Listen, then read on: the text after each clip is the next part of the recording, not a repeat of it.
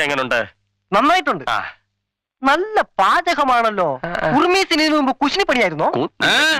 ഇപ്പൊ കുശിനിപ്പണിയാണ്. മാപ്പിളവർക്ക് വേറെ ചില പണികളൊക്കെ അറിയാം. അത് പോകെ പോകെ സാറിന് മനസ്സിലായിക്കോളും. തിരുമനസ് ഞണ്ണുക.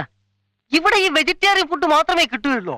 Chicken 65, tandoori 25, mutton 85. ഇതൊക്കെ കഴിച്ചാണ് ഞാൻ എന്റെ ബോഡി മെയിൻറ്റെയിൻ ചെയ്യുന്നത്. അത് കണ്ടപ്പോഴേ മനസ്സിലായി. ഇത് കൊട്ടാരമാണ്, പച്ചക്കറികളെ പാടുള്ളൂ, കടിച്ചു പറിക്കുന്നൊന്നും പാടില്ല. എന്റെ ആരോഗ്യം തകരാറിലാവുമല്ലോ. ഓക്കെ, മാനേജ് ചെയ്തോളാം.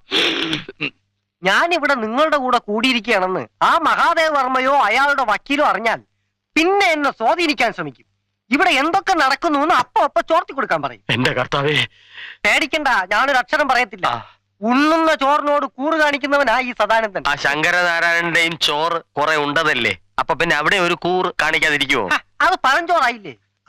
പഴയതിനെ പറ്റി പറഞ്ഞപ്പോഴാ ഓർത്തത്. അപ്പുറത്ത് പഴയ കാര്യസ്ഥന് മോളുവാ താമസിക്കുന്നതല്ലേ? അതെ, എന്താ? ചുമ്മാ